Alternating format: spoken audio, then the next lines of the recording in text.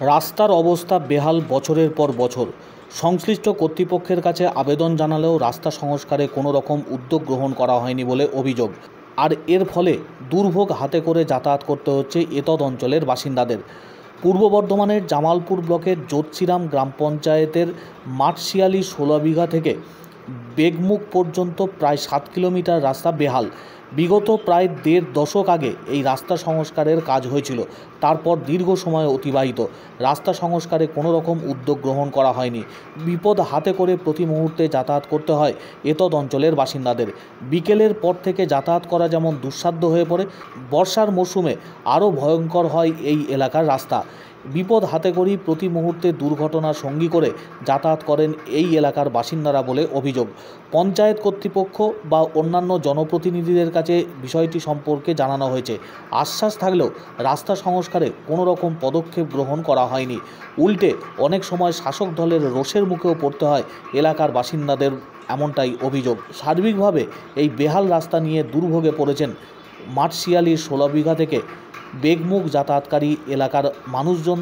হ্যাঁ, জানানো হয়েছে, পঞ্চায়েতকে বলা আছে, তারপর জামালপুর থেকে বলা আছে। তা আমাদের এই ছেলেরা সব স্কুল থেকে যাচ্ছে, রাস্তাঘাট হচ্ছে না। তা কী এটা কী করা যাবে? এখন ওই রাস্তাটা আমাদের অবশ্যই রাস্তাটা দরকার। গাড়ি পর্যন্ত যাচ্ছে না, রাস্তায় এমন অবস্থা।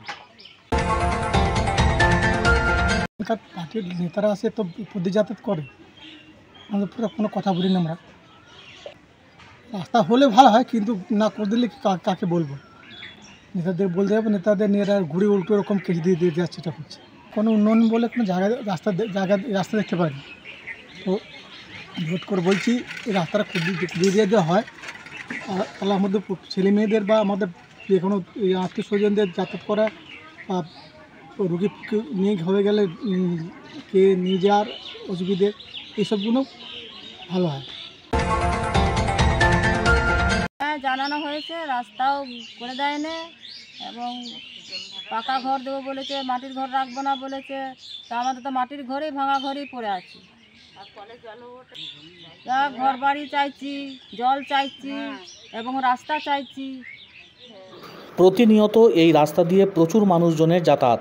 সাইকেল, মোটরসাইকেল নিয়ে যাতায়াত করেন এতদ অঞ্চলের বাসিন্দারা। কৃষিজীবী এলাকার মানুষজনের বসবাস।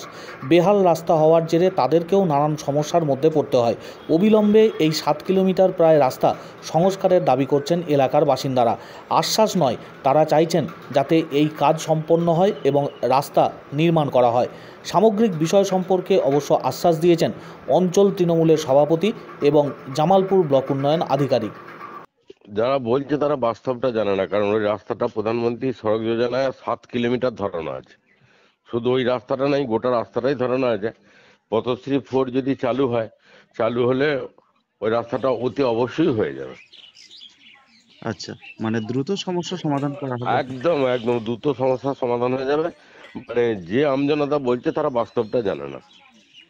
আচ্ছা, মানে এটা বেগর মুখ থেকে কোরা পর্যন্ত ওই যে বাঁধটা আছে, এমনি সাইডে সমস্ত রাস্তা হয়ে গেছে। মাঠশিয়ালি থেকে শিয়ালি থেকে মাঠশিয়ালি একটা বিরাট প্রবলেম ছিল। অমরপুর থেকে তোমার নদীর ঘাট, এই পচা মার্কেট, এটাও পিচ হয়ে গেছে। বাদ বাকি ধরো সমস্ত রাস্তায় হয়ে গেছে। এবার সরকার যদি টাকা অ্যালট না করে আমরা কি করব? পথশ্রী 4 চালু হলেই প্রথম ওই রাস্তাটা হবে বেগর মুখ থেকে কোরা পর্যন্ত, এবং সাইডে আরো 3 কিলোমিটার নামবে, যেগুলো সব আমরা কমপ্লিট করতে হবে।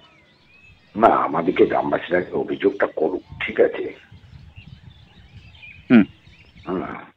তো গ্রামবাসীরা আমাদেরকে যদি জানায় যে ওই রাস্তার উদ্যোগ যাবে না, আমরা নিশ্চয়ই মানে পথশ্রীতে ধরার চেষ্টা করব।